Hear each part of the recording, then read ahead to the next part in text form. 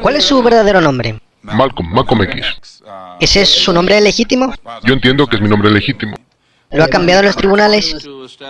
Nunca tuve que ir a un tribunal para apellidarme Murphy, Jones o Smith. Y discúlpeme el tono en que se lo digo. Si una persona china dijera llamarse Patrick Murphy, pensarían que está loco porque Murphy es un apellido irlandés. Un apellido europeo de raíces caucásicas o blancas. Y una persona amarilla, por ejemplo chino, no tiene absolutamente nada que ver con el apellido Murphy.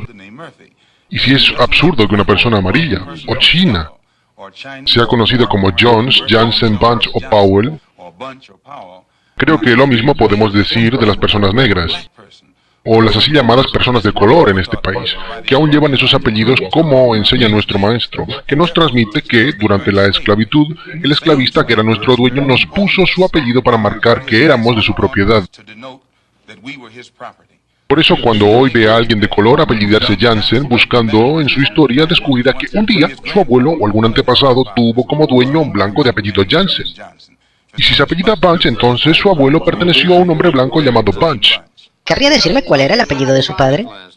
Mi padre nunca conoció su apellido. Él lo heredó de su abuelo y su abuelo lo heredó de su padre, a quien su dueño esclavista puso el apellido. La esclavitud destruyó los auténticos nombres de nuestro pueblo. Pero habrá habido algún momento en la historia de su familia donde hayan tenido que usar un apellido. Y si es así, ¿cuál fue ese apellido? El apellido les fue quitado a mis antepasados cuando fueron esclavizados y traídos a América. Y luego se les puso el apellido del esclavista y nosotros lo rechazamos, no queremos hoy ese apellido. Entonces no me va a decir siquiera el apellido supuesto o el que le pusieron a su padre. Es que no lo reconozco.